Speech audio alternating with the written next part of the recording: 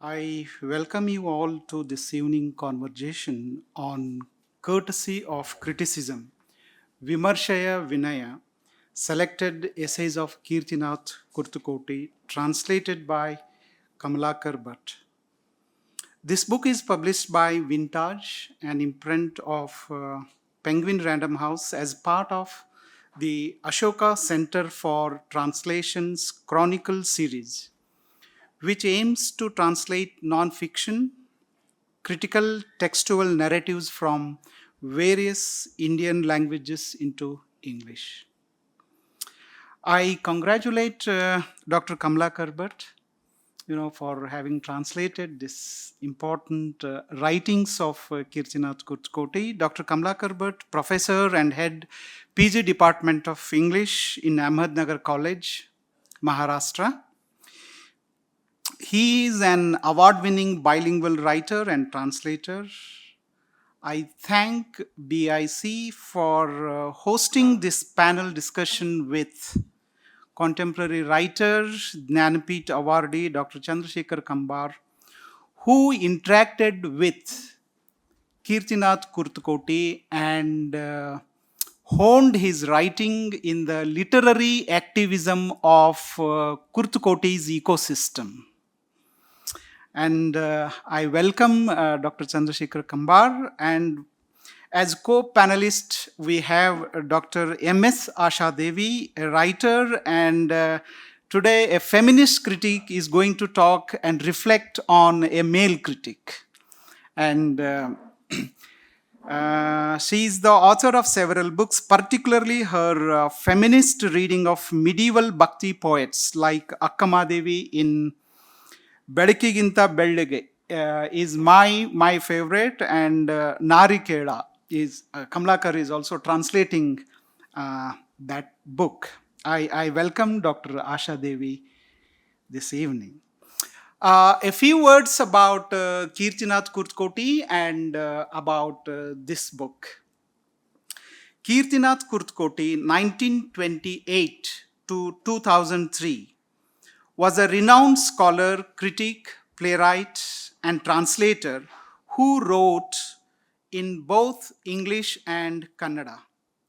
Born in Gadag, Karnataka, he pursued his education in Gadag and Dharwad. He began his career as an English teacher, initially teaching in Belgaum and Pune before joining Vallabhbhai Patel College, Vallabha Vidyanagar in Gujarat, and later Sardar Patel University, Anand, Gujarat. Although he began writing poetry and drama, his shift in critical writing was decisive. He wrote extensively in Kannada and occasionally in English. Kurtkoti served on several literary organizations, including the Jnanpith Award, Sahitya Academy New Delhi and Karnataka Sahitya Academy Bangalore. He was an advisor to the renowned Kannada language publishing house Manohara Granthamala, Dharwad. After retiring in the late 80s, 1988, 89, he lived in Dharwad until he died in 2003. His house is located in the mythological story we hear about Chandrasekhar Patil and Bendre, the exchange that took place in the railway crossing, which is popularly known as railway crossing jagada with, between Chandrasekhar Patil and Bendre. So I just would like to narrate the prehistory of Kurtkoti. That is very, very important from the point of view of understanding modern Kannada literary culture and critical tension. And that history has to begin from Dharwad. It has to begin from Dharwad, not because my wife is from Dharwad, because it is Vasudha Valaya of Kurtkoti and many of his contemporary writers. I really don't know whether modern Kannada literature is what Frederick Jameson calls allegory of nations. But certainly, I borrow a framework from Prithvidatta Chandrashobhi, to understand and to make sense of modern Kannada literature. He elsewhere writes, during the colonial era, Kannada-speaking regions were divided under at least 4 major administrative units: the princely kingdom of Mysore and Hyderabad, as well as the presidencies of Madras and Bombay. The struggle to unify these regions under one administrative unit was not only a political project, this is very, very important. It was not only a political project, but more importantly, an intellectual one with multiple aims. This insight is very, very important to me because, particularly in Bombay Presidency, this story is important. I am narrating this story, although it has nothing directly to do with Kurtkoti, because this is important to understand Kurtkoti and contemporary writers in Bombay Presidency. Particularly in Bombay Presidency, what happens? Kannada was to refashion itself as a literary language against the hegemony of Marathi. Marathi schools were established maybe 2 decades earlier, before Kannada schools came in Dharwad. And Kannada literature there emerged as a struggle against Marathi hegemony. And that era, that space and time was waiting for a poet like Bendre to articulate Kannada-ness and refashion the Kannada literary language.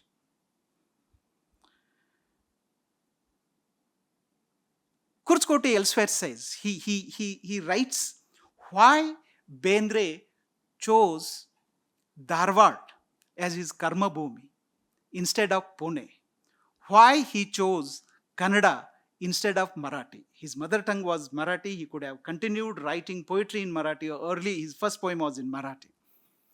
Kurtkoti says, Bendre had seen the rise and fall of Kannadigas, how they lost their Kannada and how they were struggling to regain their Kannada. And this phenomenon had taken place very much before Bendre. And in this context, Bendre chose Dharwad and Kannada. These are Kurtkoti's observations.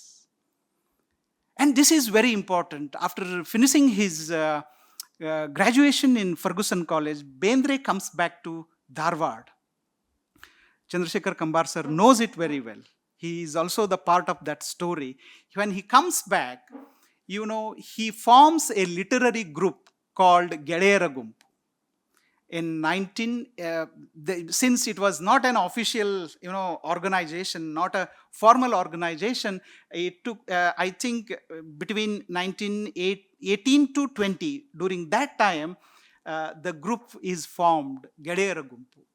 And this was inspired by some Sharada Mandal in Ferguson College. And what this group used to meet frequently, and Bendre used to recite his poems to Gumpians.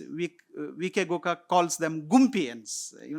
Among them, Vikru Gokak and Bettigeri Krishna Sharma and G.B. Joshi. They were also part of this group. And this group did a lot of literary activities, like publishing folk songs, and most of them used to write, especially poems. But this group disappeared in 1930s when Bendre was sent to Mugad on Nakabandi, house arrest, because he wrote a poem called Narabali. And the British government, I don't know, I read that poem many times. What was the objection? I don't understand that. But he was sent there, and Gedeyara Gumpu comes to an end. This is an important point in the literary history of Karnataka. Because these Gumpians, including G.B. Joshi, they used to do a lot of editing for the publication of Gedeyara Gumpu. Now Gedeyara Gumpu comes to an end, and 3 Gumpians, G.B. Joshi, Bettigeri Krishna Sharma, and Govinda Chudke, they were asked by Shamba Joshi to establish a publishing house. And three of them, they run that publishing house called Manohara Granthamala. And the economics and commerce of the publishing house could not cater to the three families. Therefore, two of them opted out, and only G.B. Joshi leads this publishing house. This story is very, very important, not only from the point of view of Kannada, publishing houses, but also in the life of Kurtkoti. What happens? G.B. Joshi also opens one bookshop in Gadag. G.B. Joshi comes from Gadag, and Kurtkoti, there is a place called Kurtkoti near Gadag, and Kurtkoti studied in Gadag, and he was teaching in a high school. He used to go to G.B. Joshi's bookshop, something called some Jivan book stall. He used to sit there, Jivana Pustakalaya.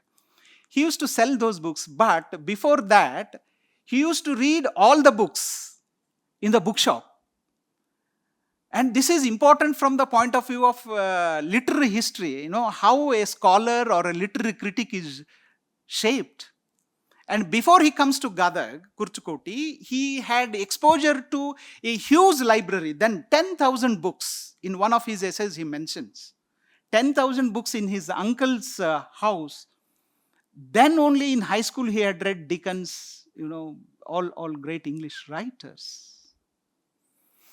G.B. Joshi from Gadag, he takes Kurtkoti to Karnataka College, and in Karnataka College he completes his MA in English with first rank, but second class.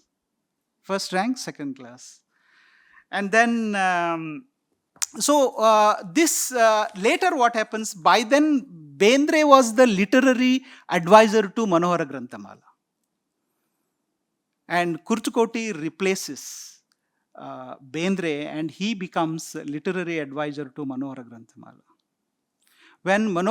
Before that, when Manohara Granthamala completes 25 years, and G.B. Joshi wants to bring out a commemorative volume, Nadedu Bandha Dari. And he casually asked Kirti, because the idea was to publish some important writings of modern literary forms like fiction, one section, poetry, modern Kannada poetry, one section, plays, one section, criticism, one section. For each section, Kurtkoti was asked to write a preface kind of, a longish essays. It happens in 1958. And there was a lot of criticism and appreciation from, different parts of Karnataka, including Masti Venkatesh Iyengar and V. Sitaramaya writing, Yenapa, English navaru, adake hig bardidira, there was, so this is an important moment, until then, Kurtkoti did not know that he would be a critic. He was a passionate lover of literature. He read, and his ambition, everybody in Dharwad wants to be a poet. I also went to Dharwad with that ambition, including Girish. He wanted to be a poet, and he liked to be a creative writer. But this moment changes his role, and he becomes an established critic. Therefore, he says,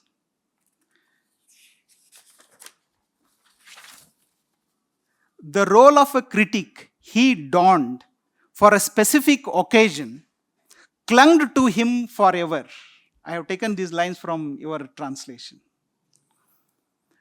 ಒಮ್ಮೆ ಯಾವುದೇ ಒಂದು ಒಕೇಷನಿಗಾಗಿ ಹಾಕಿದ ವೇಷವನ್ನು ನಾನು ಜೀವನ ಪರ್ಯಂತ ಅದೇ ವೇಷವನ್ನು ಹಾಕ್ಕೊಳ್ಬೇಕಾಗಿತ್ತು ಅಂತ ಅವರು ಯುಗಧರ್ಮ ಮತ್ತು ಸಾಹಿತ್ಯ ಧರ್ಮದ ತಮ್ಮ ಪ್ರಿಫೇಸ್ನಲ್ಲಿ ಈ ಮಾತನ್ನು ಹೇಳ್ತಾರೆ. And in 1962 these different essays were put together and published in the book form. Kurtkoti, as far as my knowledge goes, did not write a monograph. All his writings, critical writings, were in the form of essay. And he says, I was My writing took shape in the literary environment of Bendre. Bendre also did not write epics. He was a lyrical genius. What Bendre was in poetry, lyrical genius, Kurtkoti was an essay genius. He was an essayist. And of course, so what is important is that when this book is published in 1962, there itself, he has a clear conviction about his critical practice. He says, the essays here were not academic exercises. This is an important thing. For Kurtkoti, criticism was not an academic exercise. They were the result of his personal literary taste. He says, I do not believe that my propositions here in this book, tentative and provisional. He suggests the study of literature should change from time to time. His literary criticism is an example of very, very momentary connoisseurship. I am not going to say some final words about Kannada literary forms. That Vinaya about his own critical practice was very much there, and it continued throughout in Kurtkoti. He always believed, against Kamlakar taught me postmodernism, against all postmodern. He believed in the sharp distinction between creative literature and criticism. And he always held creative literature, in the higher pedestal. He believed creative writers are greater than literary critics, though sometimes literary critics can, come out with greater insights. According to him, a good criticism should have this humility, not the arrogance. Literary criticism should serve literature, not the other way around. Otherwise, it ceases to be a civilized pursuit. Literature should not be an object to be played in the hands of literary criticism. It shouldn't be instrumental. That is the courtesy of criticism. And this courtesy of criticism for Kurtkoti was not simply about criticism. It is probably, in my estimation, it is also about any kind of writing. Therefore, we have Kadambariya Vinaya. He has a book on that. So, this is an extension to all forms of writing. I have to make 2 more points, and then I will leave the dais to Kumar sir.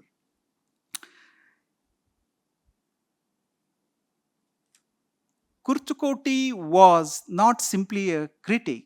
He was, to use Amit Chaudhry's phrase, a literary activist. And we have many, many stories about his literary activism, including ghostwriting, to remarkably, almost changing the entire manuscript of writers, teacher like me, we read those books only who are classics, Chandan must tell me, this is a good book, then only, otherwise I don't want to waste my time in reading. But he used to read all the bad manuscripts.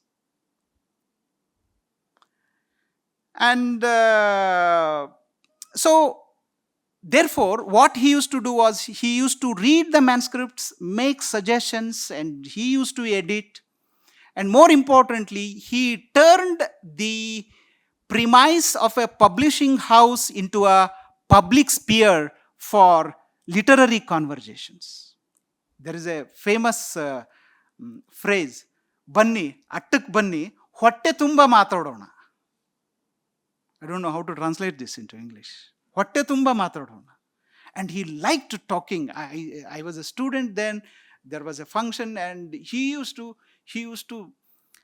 for long hours he used to stand and he used to talk about literature, culture.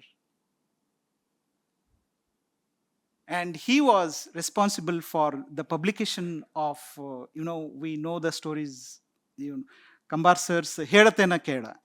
It was probably he was the first one to, listen to it, Hedatena Keda. So that literary activism, so he gave a new meaning to the Dharwad public sphere, the atta, the attic, a place for literary chit-chat. His conversations have shaped several texts and writers, including the generation after him. He was a ghostwriter, editor, and a literary environment. And we have heard many myths about Kurtkoti. There are many stories. One of them is about his phenomenal memory. So there is a story that once Bendre writes a poem, a longish poem, and he gives it to him for reading, but somehow the manuscript is lost, and Bendre asks him, I have lost the manuscript, but it is told that he reproduced the entire poem. Although it is, kind of mythology, but there is, he had, I remember that, that phenomenal memory. Therefore, when A.K. Ramanujan introduced him to his wife first time, he said, Molly, he's Kirtinath Kurtkoti, be aware of his memory, he even remembers my unwritten poems. There are many stories about it, but for me what is important is, more than his memory, he was a voracious reader. The way he read variety of text, including film text and cultures and his times. There is also one anecdote about his reading and writing habits. He got blood pressure quite early in his life. He went to the doctor, and doctor advised him, you reduced your writing habit, you have to reduce. Then he went back and stopped writing, and this thing again, the BP did not go down. And then he went to the doctor. Then doctor asked him, now stop reading.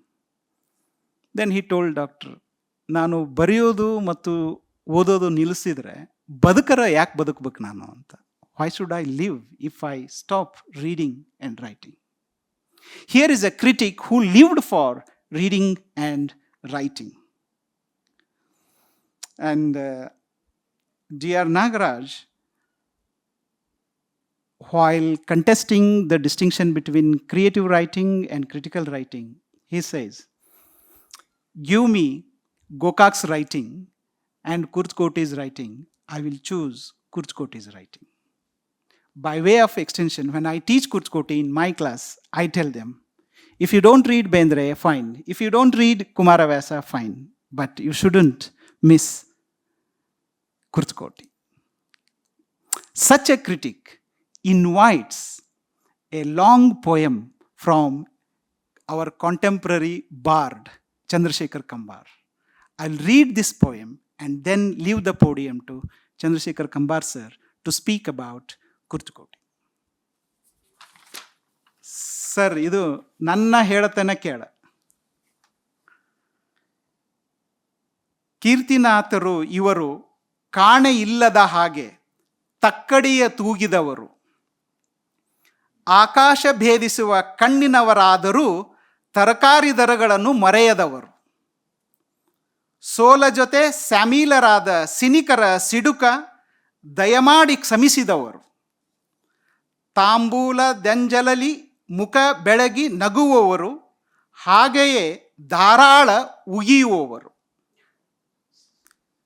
ಜಂಗಮರು Hindu ಮುಂದುಗಳಲ್ಲಿ ಸಂಚರಿಸಿ ಸತ್ತುದರ ನೆತ್ತಿ ಗಂಗಾಲ ನಿಟ್ಟವರು, ಹಾಗೆಯೇ ಚಿಗುರಿಗೂ ಹಸಿರ ದೀಕ್ಷೆಯ ಕೊಟ್ಟು, this is very very important, ಚಿಗುರಿಗೂ ಹಸಿರ ದೀಕ್ಷೆಯ ಕೊಟ್ಟು ಹಣ್ಣು ಆಗುವ ಗುಟ್ಟು ಹೇಳಿಕೊಟ್ಟವರು, ಹುಟ್ಟ ಅದ್ವೈತಿಗಳು, ಸದ್ದಿಲ್ಲ ಶಬ್ದಕ್ಕೆ, ಎರಡಲ್ಲ ಶಬ್ದಾರ್ಥ ಒಂದೆಂದಿರಿ, ಡಿಕೋಡಿಸಿದರಯ್ಯ ಶಿವ ಪಾರ್ವತಿಯ ನಂಟು, ಭಾಗ್ಯವಂತರ ಭಾಷೆ ಕನ್ನಡದಲ್ಲಿ.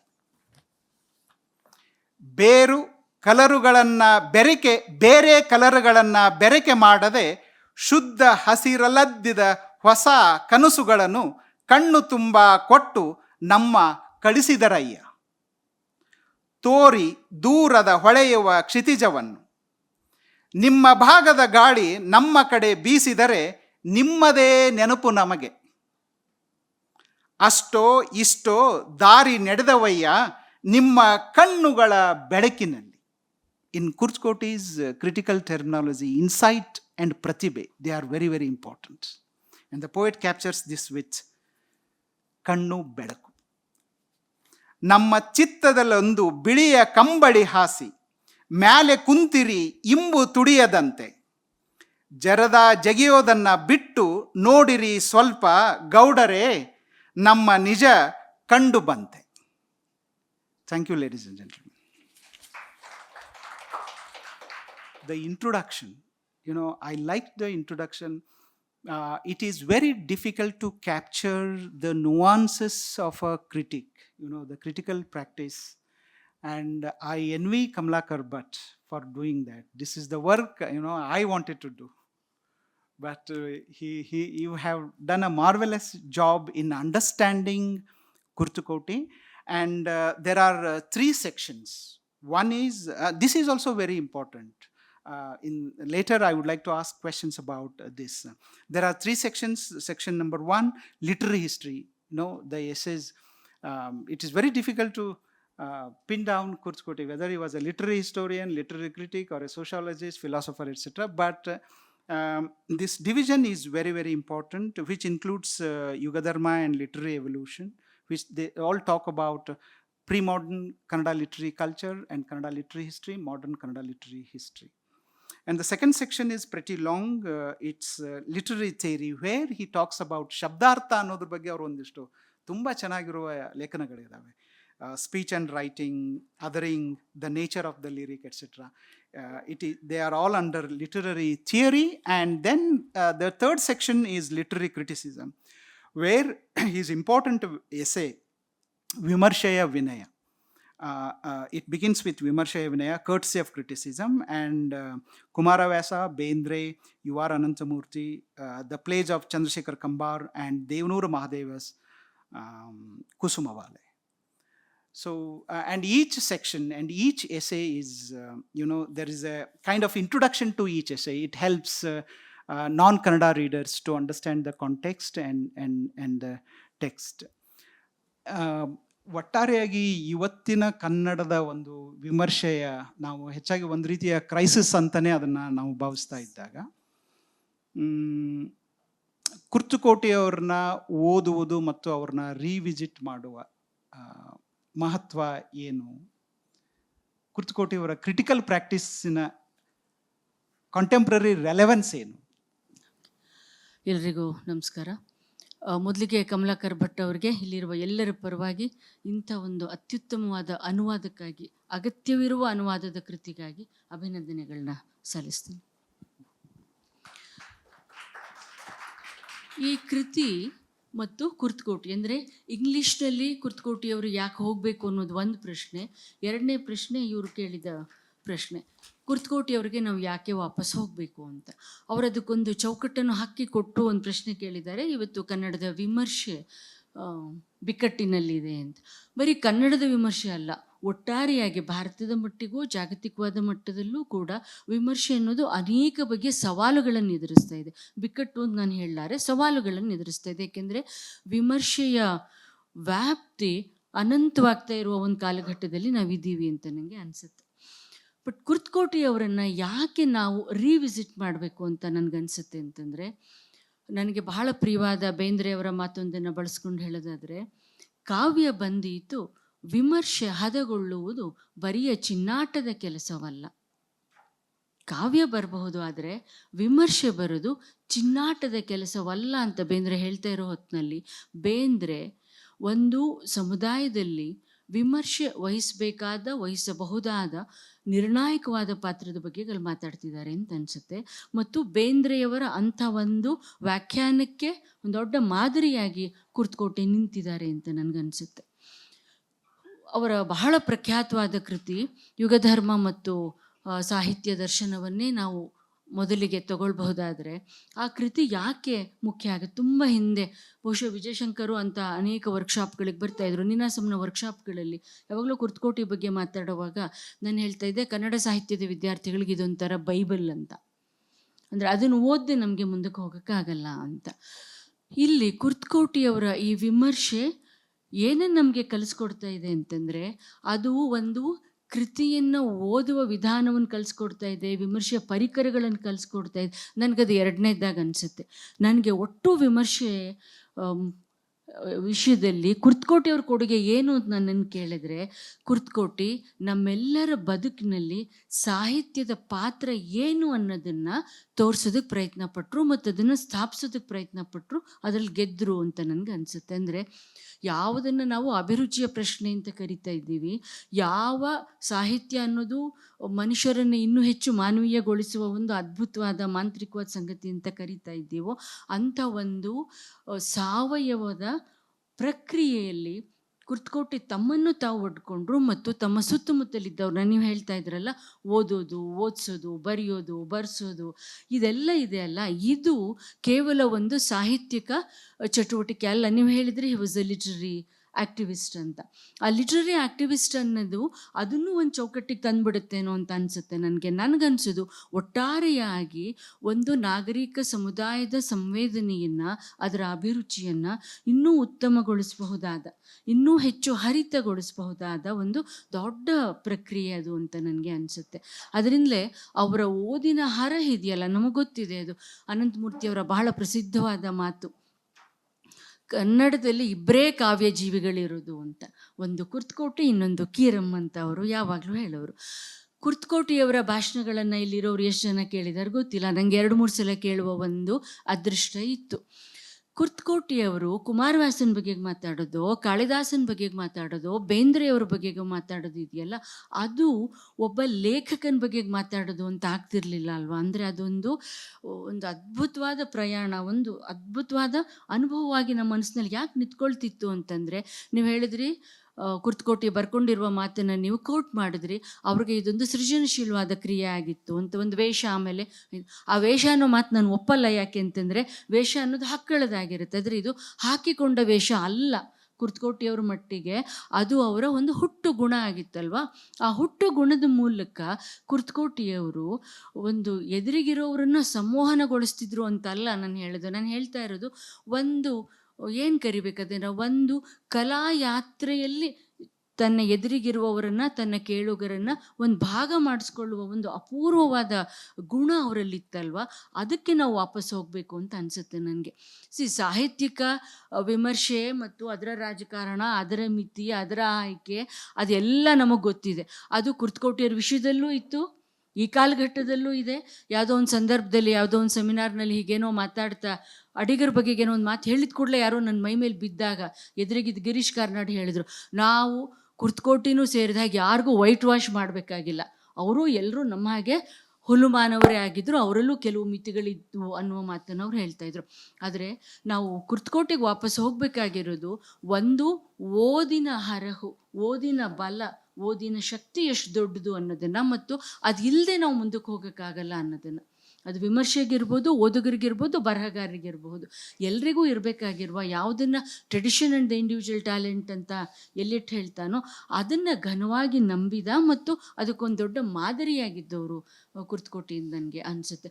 ಅವರ ಅಭಿಪ್ರಾಯಗಳನ್ನ, ತೀರ್ಮಾನಗಳನ್ನ ನಾನು ಒಪ್ಪದೇ ಇರಬಹುದು, ಅದು ಬೇರೆಯ ಮಾತು. ಆದರೆ ಅವರ ಪ್ರಾಮಾಣಿಕತೆ ಮತ್ತು ಅವರ ವಿದ್ವತ್ತು ಮತ್ತು ಅದನ್ನು ಎದುರಿಗಿರೋರಲ್ಲಿ ತಲುಪಿಸೋದ್ರ ಬಗ್ಗೆ ಅವ್ರಿಗಿದ್ದಂಥ ನಂಬಿಕೆ, ಅದು ತುಂಬ ಮುಖ್ಯವಾದದ್ದು ಅಂತ ನನಗನ್ಸುತ್ತೆ. ಇವತ್ತು ವಿಮರ್ಶೆ ಅನ್ನೋದು ಬೇರೆ ಬೇರೆ ಕಾರಣಕ್ಕೆ ವಿಶೇಷ ವಿಮರ್ಶೆಯ ವೇಷಗಳನ್ನು ಹಾಕೊಳ್ತಾ ಇರುವ ಹೊತ್ತಿನಲ್ಲಿ ಮೂಲ ವಿಮರ್ಶೆಯ ಒಂದು ಮಾದರಿಯನ್ನು ಕುರ್ತಕೋಟಿ ಕಟ್ಕೊಟ್ಟಿದ್ದಾರೆ ಅಂತ ನನಗನ್ಸುತ್ತೆ. Doctor Kamalakar, the question to you is, how did this project, why did you choose Kurtkoti? And how was this entire process, the making of this book, including the translation, the selection of essays? How could you explain the process of this book? Okay, let me respond to that in a substantial manner. First of all, thank you for placing Kurtkoti in a broad context, and thank you very much for your insights. I perfectly agree with the way you have characterized Kurtkoti. Although Kurtkoti wrote in Kannada, I think that his books are primarily multilingual because his archive is multilingual. Whether he wrote about ancient or modern writers, whether he wrote about poetry, drama, novel, he always made space for allusions, created room for comparison with texts from different times, different languages, from different regions. So, what does that tell us? Does it simply tell us that he was a polyglot? Or does it tell us something about his famed memory, which you also alluded to? Or does it say something about his famed scholarship? Or is there something more substantial? I believe that this multilingual comparative framework of Kurtkoti is important because I think it is an antidote to the monolingual or indeed monochromatic approach to literary studies that colonial education had inculcated in us. Similarly, I think Kurtkoti's search for continuity, about which many Kannada critics and commentators have pointed out, including D.R. Nagaraj, S.R. Vijay Shankar, M.G. Hegde, and others. I think even Kurtkoti's search for continuity is a potent post-colonial gesture. See, let us look at the way he studies Navodaya period and how he notices in the Navodaya writers the emergence of new literary genres during the Navodaya period, which he doesn't characterize merely within the framework of imitation. He also sees the experiment that the Navodaya writers did with literary forms as, on the one hand, drawing inspiration from the colonial literary forms, yes, but also he notices the departures from the colonial literary form. For example, the way lyric was shaped by somebody like Bendre. And I think this, what it says is how Kirtinath Kurtkoti was pointing out that, in looking for continuity, he's able to counter the, cultural rupture caused by colonialism. Yet at the same time, I think it is also important that Kurtkoti doesn't set up a binary opposition between the native and the colonial or some kind of an identity frameworks.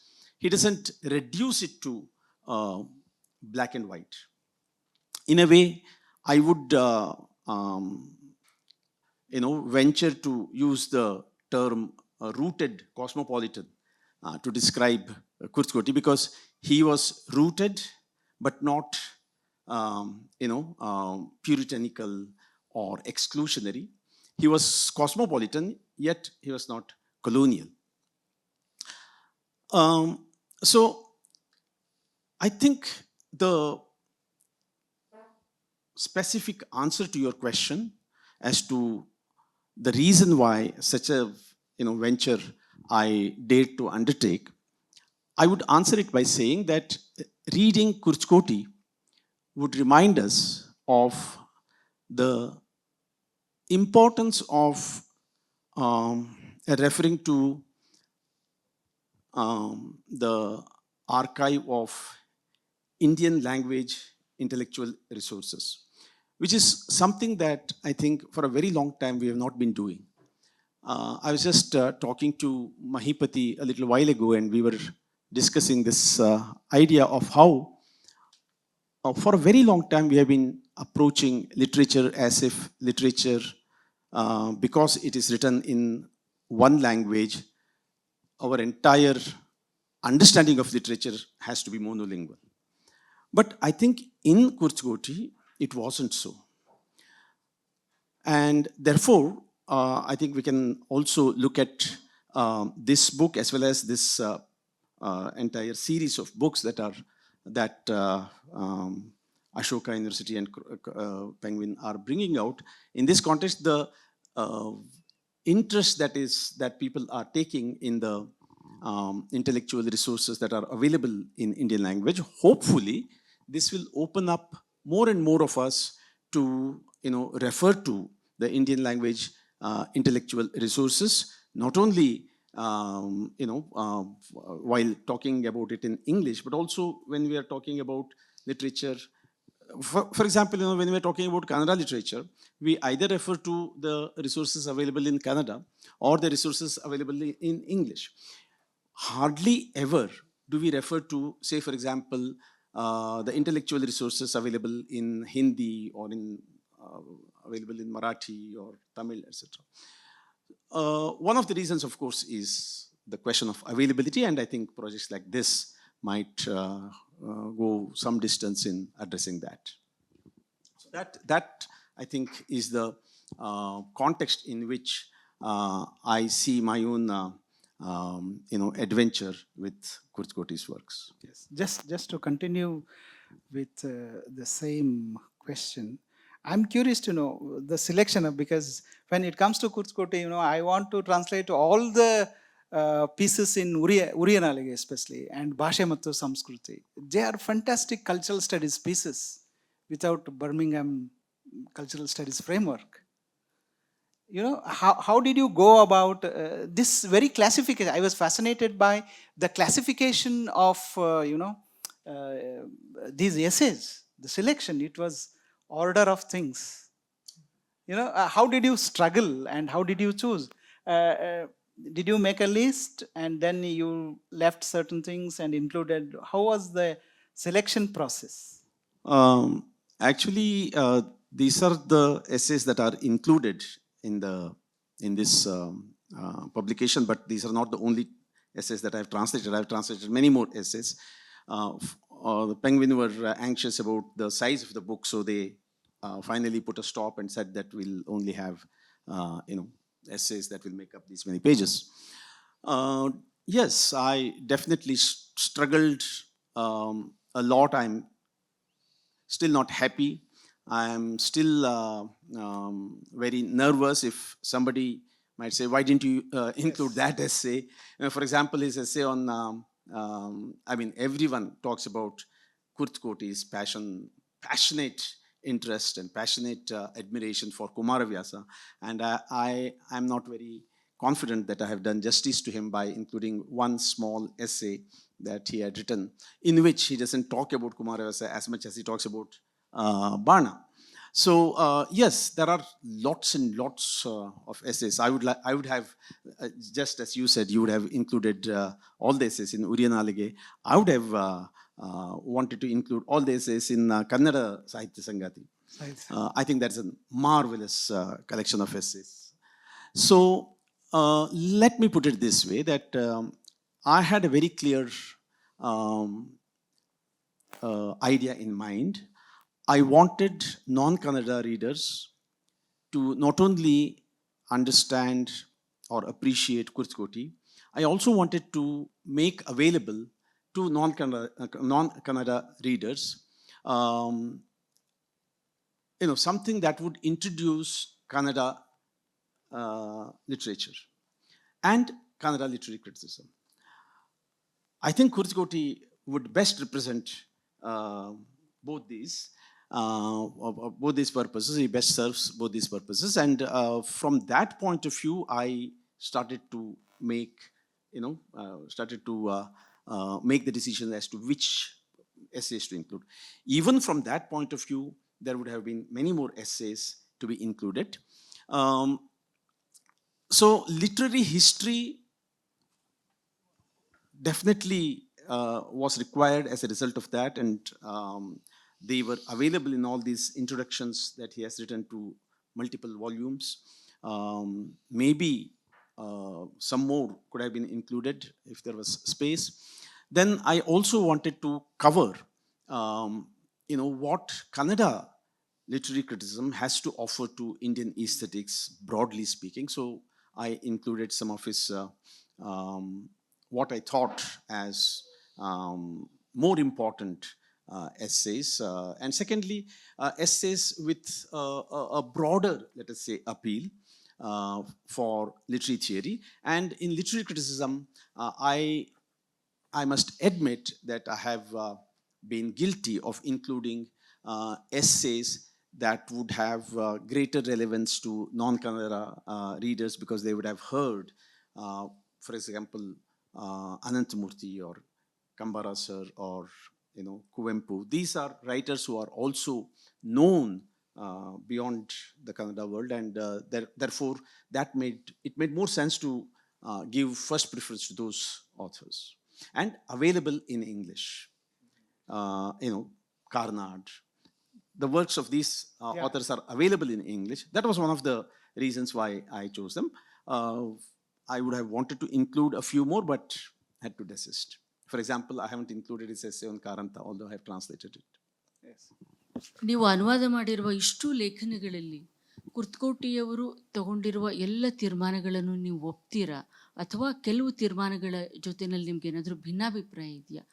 ಉದಾಹರಣೆಗೆ, ನನಗೆ ಸ್ವಲ್ಪ ಕಷ್ಟ ಆಗಿದ್ದು ಯಾವುದು ಅಂದರೆ, ವಚನಕಾರರ ಮೇಲಿನ ಲೇಖನ ಇದೆಯಲ್ಲ, ಅದರಲ್ಲಿ ಬಸವಣ್ಣನ ಬಗೆಗೆ ಬರಿತಾ ಕುರ್ತಕೋಟಿಯವರು ವಿಪ್ರ ಮೊದಲಾಗಿ ಅಂತ್ಯಜ ಕಡೆಯಾಗಿ ಅನ್ನುವ ಒಂದು ವಚನದ ಬಗ್ಗೆ ಮಾತಾಡ್ತಾ ಅವ್ರೇನು ಹೇಳ್ತಾರೆ ಅಂದರೆ, ಬಸವಣ್ಣ ಜಾತಿ ವ್ಯವಸ್ಥೆಯ ಚೌಕಟ್ಟಿನಿಂದ ಹೊರಗೆ ಬರೋಕ್ಕೆ ಪ್ರಯತ್ನ ಪಡ್ತಾನೆ ಖರೆ, ಆದರೆ ಅವನು ಇನ್ನೊಂದು ಚೌಕಟ್ಟಿಗೆ ಬೀಳ್ತಾನಲ್ವಾ ಅಂತ ಅವ್ರು ಕೇಳ್ತಾರಲ್ವ. ಶರಣ ಮತ್ತು ಭವಿ ಅನ್ನುವ ಚೌಕಟ್ಟಿಗೆ ಅವನು ವಾಪಸ್ ಬರ್ತಾನೆ ಅಂತ ಹೇಳೋದಿದೆಯಲ್ಲ, ಅದು ಸ್ವಲ್ಪ ಸಮಸ್ಯಾತ್ಮಕ ಅಂತ ನನಗನ್ಸುತ್ತೆ. ಏಕೆಂದರೆ ಜಾತಿಯ ಚೌಕಟ್ಟಿಗೂ ವಚನಕಾರರು ಹೇಳ್ತಾ ಇರುವ ಶರಣ ಮತ್ತು ಭವಿಯ ಚೌಕಟ್ಟಿಗೂ ಭೂಮಿ ಆಕಾಶಗಳ ವ್ಯತ್ಯಾಸ ಇದೆ. ಒಂದು ಬಂಧನ ಆದರೆ ಇನ್ನೊಂದು ಬಿಡುಗಡೆ ಅಲ್ವಾ ಸರ್? ಆದ್ದರಿಂದ ಅಂದರೆ ವಚನಕಾರರನ್ನು ಕುರಿತು ಅವರ ಗ್ರಹಿಕೆಯಲ್ಲಿ ಇವತ್ತಿನ ನಮಗೆ ಕೆಲವು ತಕರಾರುಗಳು, ಪ್ರಶ್ನೆಗಳು ಇರೋದಕ್ಕೆ ಸಾಧ್ಯ ಇದೆ ಅಂತ ಅನಿಸುತ್ತೆ. ಅಟ್ ದ ಸೇಮ್ ಟೈಮ್ ಸ್ತ್ರೀವಾದಿ ಇದ್ರ ಬಗ್ಗೆ ಅವರು ಬರೆದಿರೋದು ಇದೆಯಲ್ವ, ಅಂದರೆ ಮಹಿಳೆಯರನ್ನು ಅವರು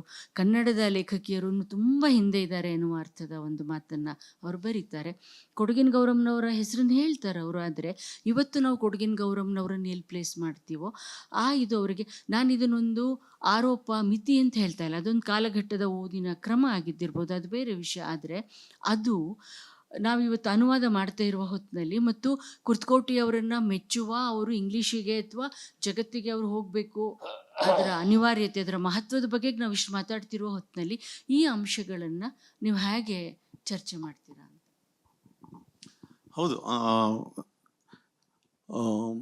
I completely agree that there are, in addition to the ones that you have pointed out, there are many issues. For example, I and Vijay Shankar sir had this conversation some time back. I think it was in Ninasam, about Kurtkoti's approach to Kuvempu. There also there are some issues and some constraints. But I think, and therefore, I have reserved my, misgivings about Kurtkoti and what might be his limitations. as a translator, my approach to Kurtkoti was to try and be his implied reader. When I say that, what I mean is that Kurtkoti writes for a very specific reader. We can easily imagine that implied reader. As you talked about, both of you talked about having been fortunate enough to listen to him. I have never met him.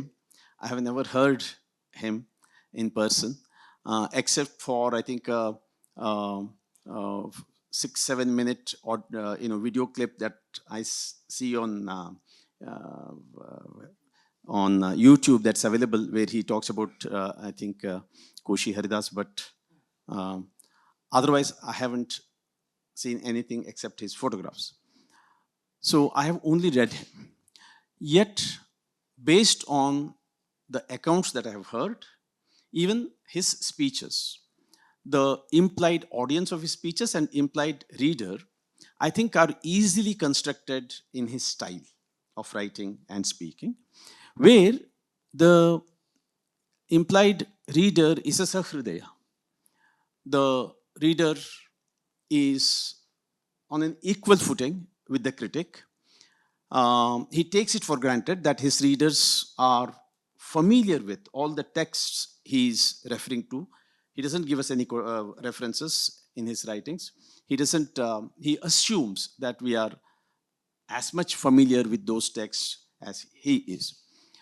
Now, as a translator, ideally, I should be that implied reader, is what I feel.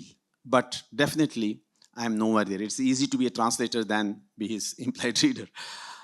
So my attempt was to at least be his student. And before I arrive at these, limitations, there was so much there to learn from. And I thought, okay, let me, for the time being, devote myself to be able to at least grasp the true strength of his insights, and there will be time to talk about his limitations. Therefore, my introduction doesn't go into a critical perspective of Kurtkoti's writings. Madam, ಇದೇ ಪ್ರಶ್ನೆ ನಿಮಗೆ extend ಮಾಡಿ ಕೇಳೋದಾದರೆ, ನನ್ನ ಓದಿನ ಈ DR ಅವರ work ಮಾಡುವಾಗ ನನಗೆ ಗೊತ್ತಾಗಿದ್ದು, ಸ್ವಲ್ಪ ಕುರ್ತಕೋಟಿಯವ್ರ ಬಗ್ಗೆ ಒಂದು ಲೇಖನ ಬರೆದಿದ್ದಾರೆ ಅವರು, ಕನ್ನಡದ ಕೀರ್ತಿಗೆ ಅಭಿನಂದನೆ ಅಂತೇಳಿ. ಭಾಳ ಅಂದರೆ ಇಟ್ಸ್ ಎ ಕ್ರಿಟಿಕಲ್ ಎಪ್ರಿಸಿಯೇಷನ್, ನಿಮಗೂ ಗೊತ್ತಿರಬಹುದು. ಅದರಲ್ಲಿ ಕ್ರಿಟಿಕಲ್ ಆಗಿದ್ದರೂ ನನಗನ್ಸುತ್ತೆ ಕನ್ನಡದ ವಿಮರ್ಶಕರಲ್ಲಿ ಕುರ್ತಕೋಟಿಯವ್ರನ್ನ ಭಾಳ ಗೌರವದಿಂದ ಕಂಡವರು DR ನಾಗರಾಜ್. ಮತ್ತು ಅಲ್ಲಿ ಹೇಳ್ತಾರೆ, ಅದು ಕುಮಾರವ್ಯಾಸ ಮತ್ತು ಬೇಂದ್ರೆ ಅಂದ ತಕ್ಷಣ ಪತಿವ್ರತೆಯ ಸೇವೆ ಮಾಡಿದ ಹಾಗೆ ಮಾಡ್ತಾರೆ. ಬಟ್ ಈ ಮಾಡರ್ನ್ ಇದಕ್ಕೆ ಬಂದು ಬೇರೆ ರೈಟರ್ಸ್ ಅಂದ ತಕ್ಷಣ ಈ ಹೈವೇ, ನಿಮ್ಮ ಈ ಗುರುಗಳು ಮೆಟಫರ್ಗೆ ಇದು ಅಲ್ವಾ, ಹೈವೇಗೆ ಬಂದಾಗ ಒಂದು ಹಳ್ಳಿಯ ಹಸು ಬೆಚ್ಚು ಬಿದ್ದಂಗೆ ಮಾಡ್ತಾರೆ. ನನಗೇನು ಕುತೂಹಲ ಅಂದರೆ, DR ಕುರ್ತಕೋಟಿಯವ್ರ ಬಗ್ಗೆ ನಿಮಗೆ ಇದನ್ನು ಓದಿ, ಅಥವಾ ಕುರ್ತಕೋಟಿಯವ್ರ ಬಗ್ಗೆ DR ಏನು ಹೇಳ್ತಾ ಇದ್ರು, ಅಥವಾ DR ನಾಗರಾಜ್ ನಾಗರಾಜ್ ಅಂದರೆ ನಾನು ಒಂದು ಕಡೆ ಬರೆದಿದ್ದೆ, ಅಂದರೆ ಕನ್ನಡದ ಎರಡು ಕಣ್ಣುಗಳು, ಒಂದು ಕಣ್ಣು DR, ಇನ್ನೊಂದು ಕಣ್ಣು ಕುರ್ತಕೋಟಿಯವರು ಅಂತ. DR ಕಣ್ಣು ಮೂಲಕ ನೀವು ಹೇಗೆ ಕುರ್ತಕೋಟಿಯವರನ್ನ ನೋಡ್ತೀರಿ? ನಾನು PhDಗೆ ಅವ್ರ ಹತ್ರ ಸೇರಿಕೊಂಡ ದಿನಗಳಲ್ಲಿ ಅವರು ಕುರ್ತಕೋಟಿಯವರ ಪರಮ ಅಭಿಮಾನಿಯಾಗಿದ್ದರು. ಅವರ ಮಾತು, ಅವರ ಬರವಣಿಗೆ ಎಲ್ಲದರ. ನಾನು PhD ಮುಗಿಸುವ ಹೊತ್ತಿಗೆ ಒಂದು ಸಣ್ಣ ಬದಲಾವಣೆ ನನಗದರಲ್ಲಿ ಕಾಣಿಸ್ತಾ ಇತ್ತು. ಅಂದರೆ ನೀವು ಹೇಳಿದ್ರಲ್ಲ, ಆಧುನಿಕ ಸಾಹಿತ್ಯಕ್ಕೆ ಬಂದಾಗ ಅವರ ಅದು ಅವ್ರಿಗೆ ಹೆಚ್ಚು ಮುಖ್ಯವಾಗಿ ಕಾಣಿಸೋದಕ್ಕೆ ಶುರುವಾಗಿತ್ತು. ಯಾಕೆಂದರೆ ಅಷ್ಟೊತ್ತಿಗೆ DR ಕೂಡ ಬೇರೆ ಬೇರೆ ಬಗೆಯ ಪ್ರಯೋಗಗಳನ್ನು ಅವರ ವಿಮರ್ಶೆಯಲ್ಲಿ ಮಾಡ್ತಾಯಿದ್ರು ಅನ್ನುವ ಕಾರಣಕ್ಕೆ. ಆದರೆ ಯಾವ ಅನುಮಾನವೂ ಇಲ್ಲದೆ ಅವರಿಬ್ಬರ ನಡುವೆ ಆ ಕಣ್ಣು ಅನ್ನೋದನ್ನು ಎಷ್ಟು ಜನ ಒಪ್ತಾರೋ ಇಲ್ವೋ ನಂಗೆ ಗೊತ್ತಿಲ್ಲ, ನಿಮ್ಮ ಮೇಲೆ ಬೀಳ್ಬೋದು ಜನ ಇವರಿಬ್ಬರನ್ನ ಕಣ್ಣು ಅಂತ ಕರೆದ್ರೆ. ಆದರೆ ಅವರಿಬ್ಬರ ನಡುವೆ ಇರುವ ಒಂದು ಸಾಮ್ಯತೆ ಏನು ಅಂತಂದರೆ ಅವರಿಬ್ಬರೂ ಸಾಹಿತ್ಯದ ಉತ್ಕಟ ಓದುಗರಾಗಿದ್ದರು ಅನ್ನೋದು, ಮತ್ತು ವಿಮರ್ಶೆಯಲ್ಲೂ ಕಾವ್ಯದ ಉತ್ಕಟತೆ ಇಲ್ಲದೆ ಹೋದರೆ ಆ ವಿಮರ್ಶೆನ ಬರಿಬೇಕಾಗಿಲ್ಲ ಅಂತ ಡಿ ಆರ್ ಯಾವಾಗಲೂ ಹೇಳೋರಲ್ವ. ಆದರೆ ವಿಮರ್ಶೆಯ ಜವಾಬ್ದಾರಿ, ವಿಮರ್ಶೆಯ ಮಹತ್ವದ ಬಗೆಗೆ ಅವರಿಬ್ಬರ ದೃಷ್ಟಿಕೋನಗಳು ತುಂಬ ವಿರುದ್ಧವಾಗಿದ್ವು ಅಂತ ಅನಿಸುತ್ತೆ ನನಗೆ. ಏಕೆಂದರೆ ಕುರ್ತಕೋಟಿ ಕೊನೆಗೂ ಹೇಳೋದಿದೆಯಲ್ಲ, ವಿಮರ್ಶೆಯಲ್ಲಿ ವಿನಯ ವಿನಯ ಅನ್ನೋದನ್ನು ಅವ್ರು ಹೇಳ್ತಾರಲ್ವ. ಅವರು ಸಾಹಿತ್ಯ ಇದ್ದ ಮೇಲೆ ಸಾಹಿತ್ಯ ಮೊದಲು ಬರಬೇಕು, ಆಮೇಲೆ ವಿಮರ್ಶೆ ಬರಬೇಕು ಅಂತ. ಬಟ್ ಡಿ ಆರ್ಗೆ ಎಂಥ ನಂಬಿಕೆ ಇತ್ತು ಅಂತಂದರೆ, ನನ್ನ ವಿಮರ್ಶೆಯಿಂದ ಅನೇಕ ಸಾಹಿತ್ಯ ಕೃತಿಗಳು ಬರೋಕ್ಕೆ ಸಾಧ್ಯ ಇದೆ ಅಂತ ಅವರು ನಂಬಿದವರಾಗಿದ್ದರು. ಹಾಗಂತ ಇವರ ವಿನಯ ಹುಸಿ ಅಂತ ನಾನು ಹೇಳ್ತಾ ಇಲ್ಲ, ಅಥವಾ ಅವರದ್ದೊಂದು ಅಹಂಕಾರ ಅಂತ ನಾನು ಹೇಳ್ತಾ ಇಲ್ಲ. ಆದರೆ ಅವರಿಬ್ಬರಿಗೂ ಗೊತ್ತಿದ್ದ ಸತ್ಯ ಯಾವುದು ಅಂತಂದರೆ, ಯಾವುದನ್ನು ನಾವು ಸೃಜನಶೀಲತೆಯ ಮಾಂತ್ರಿಕತೆ ಅಂತ ಕರಿತೀವೋ ಅದು ವಿಮರ್ಶೆಯಲ್ಲೂ ಇರೋದಕ್ಕೆ ಸಾಧ್ಯ ಇದೆ ಅಂತ ಅವರು ತಿಳ್ಕೊಂಡವರಾಗಿದ್ದರು. ಆದರೆ ವಿಮರ್ಶೆಗೆ ಒಂದು ಸಮುದಾಯದಲ್ಲಿ ಬಹಳ ಪ್ರಭಾವಶಾಲಿಯಾದ ಪಾತ್ರ ಇದೆ, ಅದು ರಾಜಕೀಯವಾದ ಪಾತ್ರವನ್ನೂ ನಿಭಾಯಿಸಬೇಕು ಅನ್ನೋದನ್ನು ಡಿ ಆರ್ ನಂಬಿದವರಾಗಿದ್ದರು. ಕಾವ್ಯ ವಿಮರ್ಶೆ ಲೋಕವಿಮರ್ಶೆಯೂ ಹೌದು ಅಂತ ಅವ್ರು ಹೇಳ್ತಾರಲ್ಲ, ಆ ಲೋಕವಿಮರ್ಶೆ ಅನ್ನೋದು ಬೇಕು ಈ ಕಾಲಕ್ಕೆ ಅಂತಂದರೆ, ಅವರು ಆಮೇಲೆ ಸಾಂಸ್ಕೃತಿಕ ವಿಮರ್ಶೆಯ ಹರಿಕಾರರು ಅನ್ನುವ ಕಾರಣಕ್ಕೆ ಅವರ ಇದೆಲ್ಲ ಬೇರೆ ಇತ್ತು, ಅದೆಲ್ಲ ಒಪ್ತೀನಿ ನಾನು. ಆ ಕಾರಣಕ್ಕೆ ಅಂಥ ಸ್ಟೇಟ್ಮೆಂಟ್ಗಳನ್ನು ಡಿ ಆರ್ ಕೊಟ್ಟಿದ್ದಿರಬಹುದು. ಆದರೆ ಇವತ್ತು ಹಿನ್ನೋಟದಲ್ಲಿ ಕುರ್ತಕೋಟಿಯವರನ್ನು ನಾವು ನೋಡ್ತಾ ಇದ್ದರೆ, ಕುರ್ತಕೋಟಿಯವ್ರ ವಿಮರ್ಶೆಯು ಅದನ್ನು ಕುರ್ತಕೋಟಿಯವರಿಗೆ ಪ್ರಿಯವಾದ ಪರಿಕಲ್ಪನೆಯಲ್ಲಿ ಬರೀ ಅಭಿಜಾತ ವಿಮರ್ಶೆ ಅಂತ ನಾವು ಕರೆಯೋಕ್ಕಾಗಲ್ಲ ಅಲ್ವಾ. ಅಂದರೆ ಕುರ್ತಕೋಟಿಯವರ ವಿಮರ್ಶೆಯಲ್ಲೂ ಸಾಂಸ್ಕೃತಿಕ ವಿಮರ್ಶೆಯ ಹೊಳಹುಗಳಿದ್ದಾವೆ ಅನ್ನೋದಾದರೆ, ಕಾವ್ಯಕ್ಕೆ ಕೆಲವು ಮೂಲ ಧಾತುಗಳು ಮೂಲ ಗುಣಗಳು ಇರ್ತವೆ ಅನ್ನೋದಾದರೆ, ವಿಮರ್ಶೆಗೂ ಅದು ಇರುತ್ತೆ ಅನ್ನೋದನ್ನು ಕನ್ನಡಕ್ಕೆ ತೋರಿಸ್ಕೊಟ್ಟವರು ಇವರಿಬ್ಬರು ಅಂತ ನನಗನ್ಸುತ್ತೆ. ಅದೇ, ಹಾಗಾದರೆ ಆ ದೃಷ್ಟಿಯಿಂದ ಇವರಿಬ್ಬರು ವಿಮರ್ಶಕರು ಕನ್ನಡದ ವಿಮರ್ಶೆಯ ಭಾಷೆಗೆ, ಯಾಕಂದರೆ ನಾವು ವಿಮರ್ಶೆಯ ಭಾಷೆ ನಮಗೆ ಅಷ್ಟೇನು ರೆಡಿಮೇಡ್ ಆಗಿ ಅವೈಲೇಬಲ್ ಆಗಿರಲಿಲ್ಲ. ಅಂದರೆ the challenge before both of them was to refashion the Kannada literary language. ಆ ದೃಷ್ಟಿಯಿಂದ ಕುರ್ತಕೋಟಿಯವರು ಕನ್ನಡದ ವಿಮರ್ಶೆಯ ಭಾಷೆಗೆ ಏನು ಕೊಟ್ಟರು, ಡಿ ಆರ್ ಅದನ್ನು ಯಾವ ರೀತಿ ಕಂಟಿನ್ಯೂ ಮಾಡಿದರು? ಡಿ ಆರ್ ನಾಗರಾಜ್ ಅವರು ಡಿ ಆರ್ ಕಂಟಿನ್ಯೂ ಮಾಡಿದ್ರು ಅನ್ನೋದನ್ನು ಒಪ್ಪಿಯೂ, ಡಿ ಆರ್ ಕೊಟ್ಟ ಒಂದು ಹೊಸ ಪರಿಭಾಷೆ, ಹೊಸ ನೋಟ ಇದೆಯಲ್ಲ, ಅದು ಕುರ್ತಕೋಟಿಯವ್ರಿಗಿಂತ ನನ್ನ ಪ್ರಕಾರ ಮಹತ್ವದ್ದು. ಅಲ್ಲಿ ನನ್ನ ಗುರು ಅನ್ನುವ ಒಂದು ಅಭಿಮಾನ ಕೆಲಸ ಮಾಡಿದ್ದಿರ್ಬೋದು. ಆದರೆ ಇವತ್ತು ನಾವು ಡಿ ಆರ್ಗೆ ಇಡೀ ಪ್ಯಾನ್ ಇಂಡಿಯನ್ ಕಾಂಟೆಕ್ಸ್ಟಲ್ಲಿ ನಾವು ಮತ್ತೆ ವಾಪಸ್ ಹೋಗ್ತಾ ಇರೋದಿದೆಯಲ್ಲ, ಅದನ್ನು ನೋಡಿದಾಗಲೂ ನನಗೆ ಡಿ ಆರ್ ಕಟ್ಕೊಟ್ಟ ಭಾಷೆ ಇದೆಯಲ್ಲ ಅಲ್ವಾ, ಅಂದರೆ ಅವರು ಇಡೀ ಕನ್ನಡ ಸಾಹಿತ್ಯ ಪರಂಪರೆಯನ್ನು ಮರು ಓದಿಗೆ ಒಳಗೆ ಮಾಡೋದಕ್ಕೆ ಬೇಕಾಗಿರುವ ಪರಿಭಾಷೆಯೂ ಕಟ್ಕೊಟ್ರು, ದಲಿತ ಮೀಮಾಂಸೆಗೆ ಬೇಕಾಗಿರುವ ಪರಿಭಾಷೆಯನ್ನೂ ಕೊಟ್ಟರು, ಸ್ತ್ರೀವಾದಿ ಮೀಮಾಂಸೆಗೆ ಬೇಕಾಗಿರೋದನ್ನು ಕೊಟ್ಟರು ಅವರು. ಇದೆಲ್ಲದರ ಮೂಲಕ ಅವರು ಒಟ್ಟು ಅಖಿಲ ಭಾರತ ಮಟ್ಟದಲ್ಲಿ ಒಂದು ಹೊಸ ಕಲಾ ಮೀಮಾಂಸೆಯನ್ನು ಕಟ್ಟೋದಕ್ಕೆ ಪ್ರಯತ್ನ ಪಡ್ತಿದ್ರಲ್ವ. ಅಂದರೆ ಡಿ ಆರ್ ಅವ್ರಿಗೆ ಒಂದು ಅಂಥ ಅಸಾಧಾರಣವಾದ ಮಹತ್ವಾಕಾಂಕ್ಷೆಯೂ ಇತ್ತು ಅಲ್ವಾ. ಕುರ್ತಕೋಟಿಯವರಿಗೆ ಅಂಥ ಆ ಬಗೆಯ ಮಹತ್ವಾಕಾಂಕ್ಷೆ ಇತ್ತು ಅಂತ ನಾನು ತಿಳ್ಕೊಂಡಿಲ್ಲ ಅಲ್ವಾ. ಆದರೆ ಡಿ ಆರ್ಗೆ ಅಂಥ ಮಹತ್ವಾಕಾಂಕ್ಷೆ ಇದ್ದಿದ್ದರಿಂದ ಹಿ ವರ್ಕ್ ಫಾರ್ ಇಟ್ ಅಂತ ಅನಿಸುತ್ತೆ ನನಗೆ. ಕುರ್ತಕೋಟಿಯವರ ವಿಮರ್ಶೆಯ ಭಾಷೆನೂ ಒಂದು ಬೇರೆ ಬೇರೆ ಅಂದರೆ ಒಂದು ನಾನು ಕಂಡಾಗ it's a narrative, like James Wood ಹೇಳುವ ಒಂದು ನರೇಟಿವ್ ಇರುತ್ತೆ, ಒಂದು journalistic in the sense that he wanted to reach common reader without jargons, ಮತ್ತು ಅಲ್ಲಿ ಸ್ಕಾಲರ್ಶಿಪ್, ಮತ್ತು that is not a footnoted scholarship. Yes, exactly. ಮತ್ತು ಅದು ಇವತ್ತು ನಾವು ಕರೆಯುವ ಪಾಂಡಿತ್ಯ ವಿಮರ್ಶೆ ಅಲ್ಲ ಅವರದ್ದು, ಆಯಿತಾ. ಅದು ಹೀಗೆ ಒಂದು ಚಂದವಾದ ಕಾವ್ಯದ ಇನ್ನೊಂದು ಮರು ಓದಿನ ಹಾಗೆ ಅದು ಅವರ ವಿಮರ್ಶೆ ಇರ್ತಿತ್ತಲ್ವ. ಅದ್ರ ಬಗ್ಗೆ ನನಗೇನು, ಅದರಿಂದಲೇ ನಾವು ಕುರ್ತಕೋಟಿಯನ್ನು ಓದದೆ ಹೋದರೆ ನಾವು ಕನ್ನಡ ಸಾಹಿತ್ಯದ ವಿದ್ಯಾರ್ಥಿಗಳಾಗಕ್ಕೆ ಯಾಕಾಗಲ್ಲ ಅಂತಂದರೆ, ಅವ್ರು ಕಟ್ಕೊಟ್ಟಿದ್ದು ಬರೀ ಒಂದು ಏನು ಕರಿಬೇಕು, ಒಂದು ಶುದ್ಧ ವಿಮರ್ಶೆಯ ಪರಿಭಾಷೆ ಅಲ್ಲ ಅದು ಅಲ್ವಾ. ನಾವು ಒಂದು ಆಸ್ವಾದನೆಯ ಭಾಷೆ ಅಂತ ಕರಿಬಹುದಾದರೆ ಕುರ್ತಕೋಟಿಯವರದ್ದು ಕಾವ್ಯದ ಆಸ್ವಾದನೆಯ ಒಂದು ಭಾಷೆ ಅದು.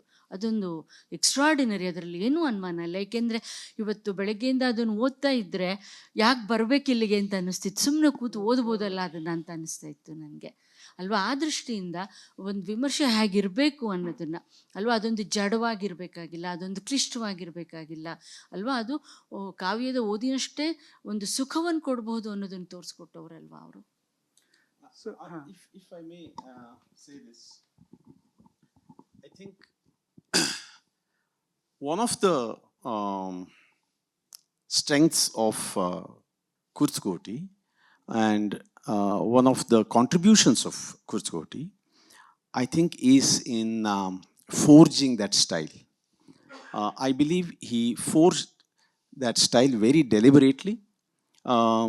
Although, in the preface to Yugadharma Mattu Sahitya Darshana, he says that these are not written in academic language. That is perhaps his most academic sounding book. That and maybe Navakavya Prayoga. But his later books, especially the ones that he wrote, in 70s and 80s and later, these are books in which I think he had mastered this style, where Kurtkoti is not being critic in this, let us say, academic, in the sense in which we understand critic in the academic discourse. He is really trying to turn criticism into sharing of literary enthusiasm. Therefore, to the question that you raised about what do we call him? Do we call him a literary critic, historian, etc.? I think all those categories are trying to, let us say, fit square pegs in round holes. Whereas what he was really trying to do was what you very beautifully said. He was trying to make it possible for the audience to have as much enthusiasm about a literary work as he himself, drew from it. So he was trying to communicate. I think for him, literary criticism was this communication of the passion and the literary experience. Then he didn't have a definitive methodology.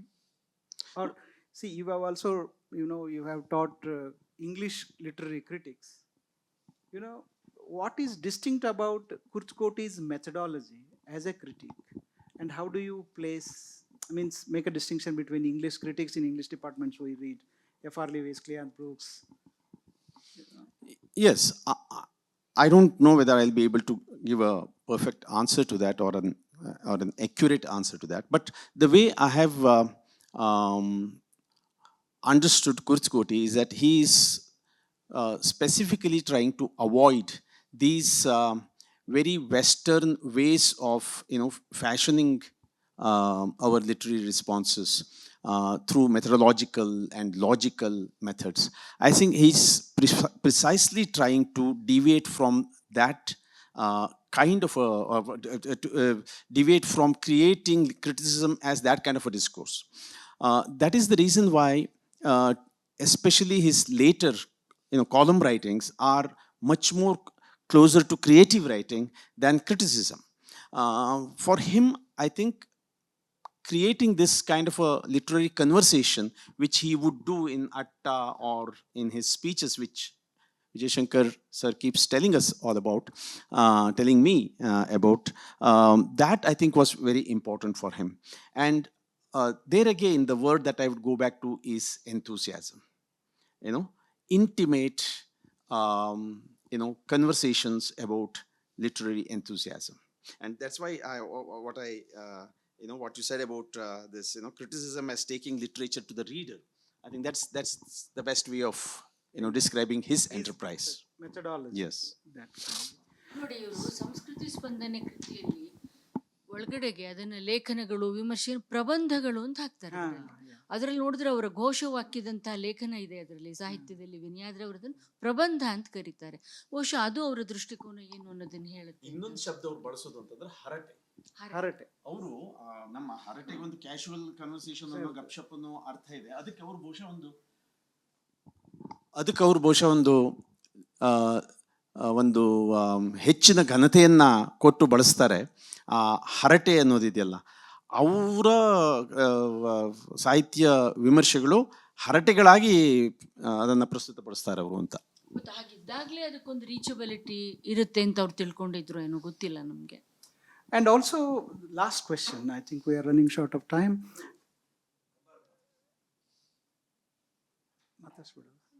Sir, ಕುರ್ತಕೋಟಿಯವರ ಒಂದು ವಾತಾವರಣದಲ್ಲಿ ಅವರ ಜೊತೆ ತಾವು ಮಾತಾಡ್ತಾ ಅವ್ರ ಜೊತೆ ಸಂಗಡ ಬರಿತಾ ನೀವು ಬೆಳೆದವರು, ಕುರ್ತಕೋಟಿಯವರ ಜೊತೆ ನಿಮ್ಮ ಒಡನಾಟದ ಕೆಲವು ಕ್ಷಣಗಳನ್ನು, ನಿಮ್ಮ ಸಾಹಿತ್ಯದ ಓದಿನ ಬಗ್ಗೆ. ನಾ ಹೇಳೋದೇನಂತಂದ್ರೆ, ನಾವು ಮೊದಲ ಹೇಳಿ ಕೇಳಿ ಫ್ರೆಂಡ್ಸ್, ಹೇಳಿ ಕೇಳಿ ಫ್ರೆಂಡ್ಸು ಮತ್ತು ಬೇಕಾಗಿ ಫ್ರೆಂಡ್ಸ್ ಆದವರು. ಮುದ್ದಾಮಾದವರಲ್ಲ, ನಮಗೆ ಬೇಕಾಗಿ ಅಂತಃಕರಣದಿಂದ ಸ್ನೇಹಿತರಾದವರು ನಾವಿಬ್ಬರು. ಹೀಗಾಗಿ ಆಮೇಲೆ ನಾನು ಯೂನಿವರ್ಸಿಟಿ ಶುರು ಮಾಡಿದೆ. ಇದನ್ನ ಕುರ್ತಕೋಟಿಗೆ ಬರ ಹೇಳಿದೆ, ಬಂದ, ನನ್ನ ಜೊತೆಗಿದ್ದ. ಹೀಗೆ ನಾವು ಸ್ವಲ್ಪ ಹೆಚ್ಚು ಸಂಬಂಧ ಇದೆ ನಮ್ಮಿಬ್ಬರ ಮಧ್ಯದಲ್ಲಿ. ತಮ್ಮ ಮೊದಲ ಭೇಟಿ ತಾವು ಹೇಳ್ತಾನೆ ಕೇಳ ಅವ್ರಿಗೆ ಓದಿದ್ರಿ ಅಂತ ನಾನು ಕೇಳಿದ್ದೇನೆ. ಆ ಪ್ರಸಂಗ ಮೊದಲ ಭೇಟಿ ಮತ್ತು ಹೇಳ್ತಾನೆ ಕೇಳ ಅವ್ರು ಮೊದಲ ಬರೆದು ನನ್ನ ಭೇಟಿಗಿಂತ ಮೊದಲನೇ ನನ್ನ ಹೇಳ್ತಾನೆ ಕೇಳದ ಬಗ್ಗೆ ಬರೆದು ಬಿಟ್ಟಿದ್ರು ಅವರು. ಯಾರು ಕುರ್ತಕೋಟಿ ಬರೆದು ಆಮೇಲೆ ಅಲ್ಲಿ ಅಟ್ಟಕ್ಕೆ ಹೋದಾಗ ಒಂದ್ಸಲ ಓದೇ ಬಿಟ್ರೆ ಅದನ್ನು. ಎಷ್ಟು ಚೆನ್ನಾಗಿ ಓದಿದ್ರು ಅಂತಂದರೆ, ಆ ರಸ್ತೆಯಲ್ಲಿ ಹಾದಾಡೋ ಜನ ಅದು, ಆಮೇಲೆ ಮೇಲೆ ಬರೋ ಜನ ಎಷ್ಟು ಸೇರಿದ್ರು ಅಂತಂದರೆ, ಕೆಳಗಡೆ ಜನ ಸೇರಿದ್ರು, ಇಲ್ಲಿ ಇವರು ಓದುವಲ್ಲಿ ನಿಂತು ಜನ ಕೇಳ್ತಾ ಇದ್ರು. ಆಮೇಲೆ ಅದೊಂದು ದೊಡ್ಡ ಸೀನ್ ಅದು ಆಗಿಬಿಡ್ತದು.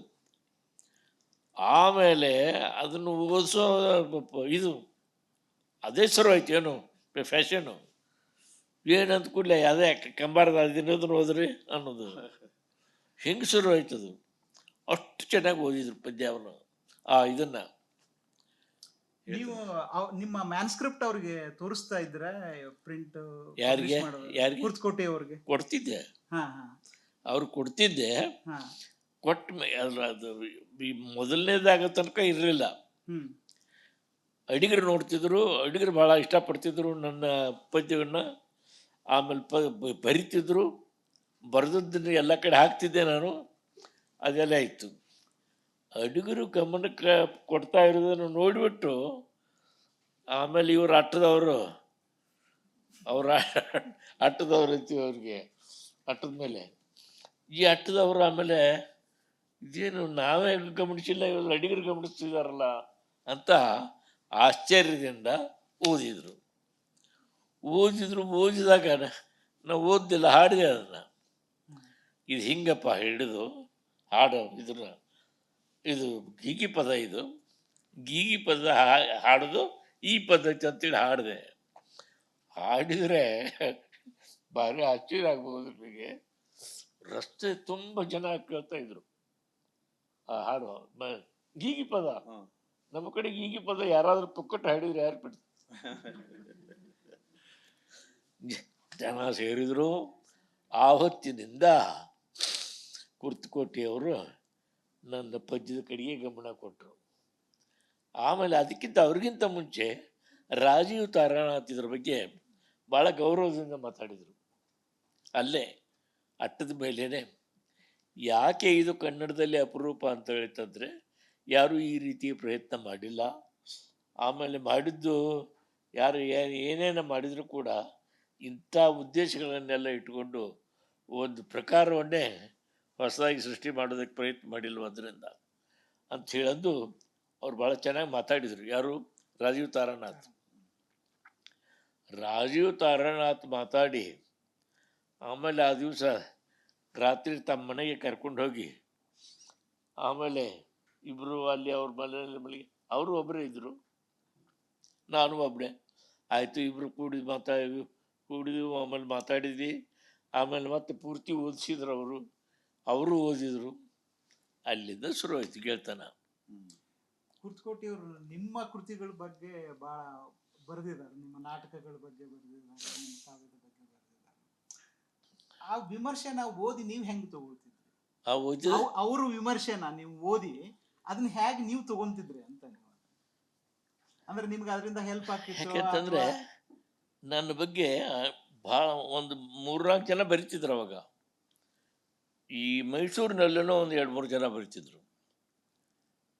ಉತ್ತರ ಕರ್ನಾಟಕದಲ್ಲಿ ಇವರೊಬ್ಬರು ಬರಿತಿದ್ರು. ಹೀಗಾಗಿ ನನಗೇನು ಅವ್ರದ್ದೇ ಇವ್ರದ್ದೇ ಅಂತೇಳಿ ಗಮನ ಇಲ್ಲ. ಆವಾಗ ನನಗೆ ನನ್ನನ್ನು ಕುರಿತು ಬರೆಯುವಂಥ ಒಂದು 4-5 ಜನ ಬಂದರು ನೋಡಿ. ಬಂದ ಕೂಡಲೇ ನನಗಾಯ್ತು, ಏನೇನು ಬರಿತಿದ್ದಾರೆ ಬಿಡು ಅಂತೇಳಿ ನಾನು ಹಿಂಸರಿದೆ. ಅವರೆಲ್ಲ ಬರೀದನ್ನು ಕೇಳಿದ್ರು. ಆಮೇಲೆ ಅವ್ರು ಬರೆಯೋದಕ್ಕೆ ರಾಜೀವ್ ತಾರಾನಾಥ್ ಇದ್ರು ರಿಯಾಕ್ಟ್ ಮಾಡಲಿಕ್ಕೆ. ಆಮೇಲೆ ಮೈಸೂರಿನಲ್ಲಿ ಇನ್ನೊಂದು 2-3 ಇದ್ದರು. ಉತ್ತರ ಕರ್ನಾಟಕದಲ್ಲಿ ಕಡಿಮೆ ರಿಯಾಕ್ಟ್ ಮಾಡಿದವರು. ದಕ್ಷಿಣ ಕರ್ನಾಟಕದಲ್ಲಿ ಮಾತ್ರ ಮೈಸೂರಿನಲ್ಲಿ ಬಹಳ ಚೆನ್ನಾಗಿ ರಿಯಾಕ್ಟ್ ಮಾಡಿದರು. ಅದು ನನಗೆ ಭಾಳ ಹೆಚ್ಚು ಇದನ್ನು ಕೊಟ್ಟಿತ್ತು. ಯಾಕೆಂತಂದರೆ ನಮ್ಮವ್ರಿಗಿಂತ ಮೈಸೂರಿನವ್ರು ರಿಯಾಕ್ಟ್ ಮಾಡೋದು ನಮಗೆ ಭಾಳ ಇಷ್ಟ ಆವಾಗ. ಹೀಗಾಗಿ ಇಷ್ಟಿಷ್ಟಾಯ್ತು ನೋಡಿಯಪ್ಪ.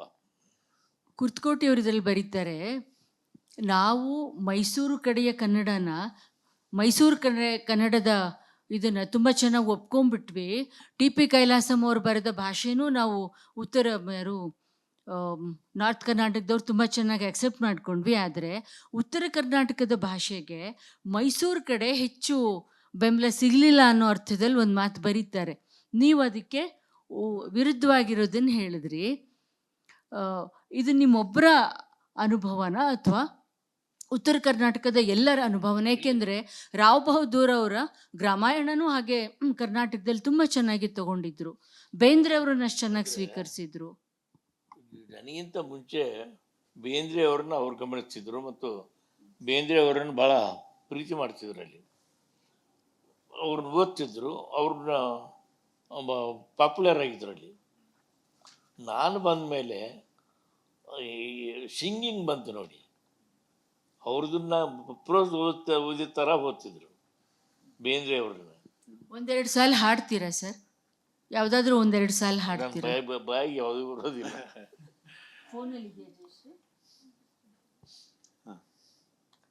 ನಾನು ಬಾಯಪಟ್ಟು ಬರೋದಿಲ್ಲ ನನಗೆ, ಏನು. ಸೊ ಸಾರಿ, ನೀವು ಕೊಟ್ಟರೆ ಬೇಕಾದ್ರೆ ಓದ್ತೀನಿ, ಆಯ್ತಾ? ಯಾವುದಿದೆ? ಯಾವ್ದು? ಕುರ್ತಕೋಟಿ ಅವ್ರ ಮೇಲೆ ಬಗ್ಗೆ ಬರೆದದ್ದನ್ನು ಹಾಡ್ಲಾರೆ. ಮರೆತೇನೆಂದರೆ ಮರೆಯಲಿ ಹೆಂಗ ಹಾಡ್ತೀರಾ? ಮರೆತೇನೆಂದರೆ ಮರೆಯಲಿ ಹೆಂಗ, ಮಾವೋತ್ಸೇತು. ಓಯ್, ಅದನ್ನ ಹೇಳ್ತೀನಿ, ಅದನ್ನ ಹಾಡ್ರಿ ಸರ್. ಕೊಡಿ.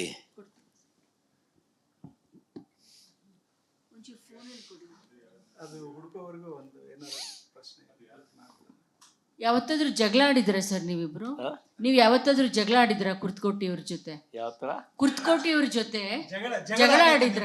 ಅವ್ರ ಜೊತೆ ಜಗಳ ಆಡಿದ್ರನು ಅಂತ. ಕುರ್ತಕೋಟಿ ಅವ್ರ ಜಗಳ ಆಡಿದ್ದು ಬಹುಶಃ ನೆನಪಿಲ್ಲ ನನಗೆ. ಯಾಕೆಂತಂದ್ರೆ ನಾನೇನಾದರೂ ಸ್ವಲ್ಪ ಸಿಟ್ಟು ಮಾಡಿದ್ರೆ ಲವಕ್ನ ಬರ್ತಿದ್ರು ಅವರು. ಇಲ್ಲಿ ನಮ್ಮ ಇದಕ್ಕೆ ಬರ್ತಿದ್ರು, ಇಲ್ಲಿ ನಾನಿದ್ದಲ್ಲಿ, ನೌಕರಿ ಇದ್ದಲ್ಲಿ, ಅಲ್ಲಿ ಆದರೂ ಬರ್ತಿದ್ರು. ಇಲ್ಲ ಅಲ್ಲಿ ಹೋದಾಗ ಎಲ್ಲರೇ ನಾನು ಎಲ್ಲಿ ಹೋಗ್ತಾನೆ ಅಲ್ಲಿ ಬಂದು ಭೇಟಿ ಆಗ್ತಿದ್ರು, ಅಥವಾ ನಾನು ಹೋಗ್ತಿದ್ದೆ. ನನಗೂ ಅವ್ರನ್ನ ಬಿಟ್ಟಾಗಿರ್ತಿರ್ಲಿಲ್ಲ, ನಾನು ಹೋಗ್ತಿದ್ದೆ.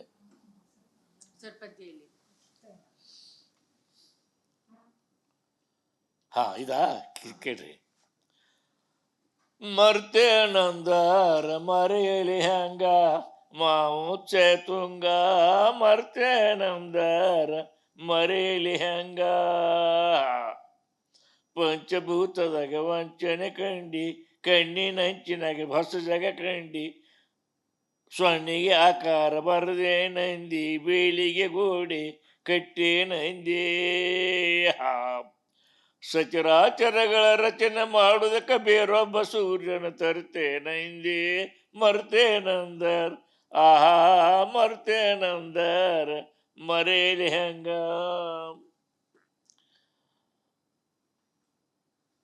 ಕಣ್ಣೀರಿನ ಹೊಳಿಗೆ ಅಡ್ಡ ಕಟ್ಟಿದಿ, ಹರಿವನ್ನ ಎತ್ತರಕ್ಕೆ ಒಡ್ಡ ಕಟ್ಟಿದಿ, ಮಡುವಿನ ನಡುವ ಕಾಲ ನೂರಿಕೊಂಡ ಬತ್ತಿಯಾಗಿ ತಲೆ ಹೊತ್ತಿಸಿಕೊಂಡಿ, ಮನುಷ್ಯರ ಮುರಿದಿ ತೀರ ಕಟ್ಟಿದಿ, ಹತ್ತವತಾರದ ಕುದುರೆಯ ಜೋಡಿ.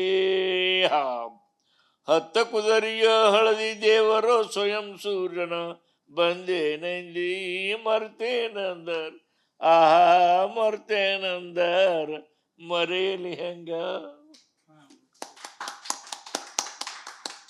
ಕುರ್ತಕೋಟಿಯವರು ಈ ಪದ್ಯದ ಬಗ್ಗೆ ಏನಾದರೂ ಹೇಳಿದ್ರ ಸರ್? ಕುರ್ತಕೋಟಿ ಅವರು ಈ ಪದ್ಯದ ಬಗ್ಗೆ ಏನ್ ಹೇಳಿದ್ರು ನಿಮ್ಮ ಹತ್ರ? ಈ ಒಂದು ಪದ್ಯನೇ ಅಲ್ಲ, ನಾನು ಏನು ಬರೆದ್ರು ಇಷ್ಟಪಡ್ತಿದ್ರು ಅವರು.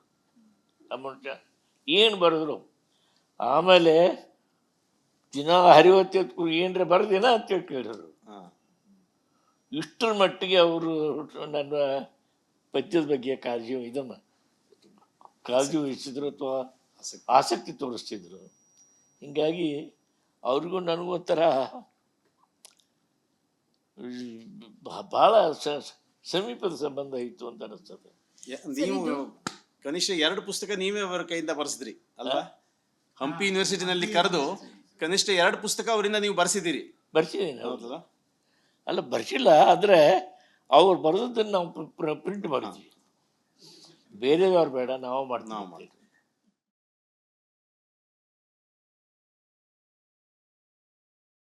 ಇಂಗ್ಲೀಷ್ ಅಧ್ಯಾಪಕರಾಗಿದ್ದರು. ವೆಸ್ಟರ್ನ್ ಕ್ರಿಟಿಸಿಸಮ್ನಲ್ಲಿ ಆಳವಾಗಿ ಬೇರೆಯವರಿದ್ದರು.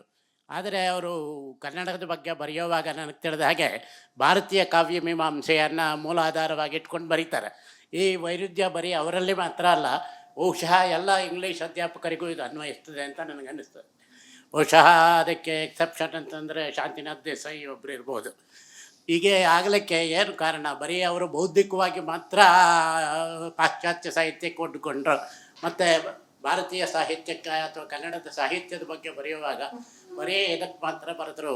ಹೀಗೆ ನಮ್ಮ ಕೆಲವರು ಅಂದ್ಬಿಟ್ರೆ, ಬಹುಶಃ ಗಿರಡ್ಡಿಯವರು ಅಂದ್ಬಿಟ್ರೆ, ಉಳಿದವರೆಲ್ಲರೂ ಕೂಡ ಈ ಥರದ ಒಂದು ಭಾರತೀಯ ಕಾವ್ಯ ಮೀಮಾಂಸೆಯ ಹಿನ್ನೆಲೆಯಲ್ಲೇ ಬರೀಲಿಕ್ಕೆ ವಿಶೇಷವಾದಂಥ ಏನಾದರೂ ಕಾರಣ ಇರ್ಬೋದೆ?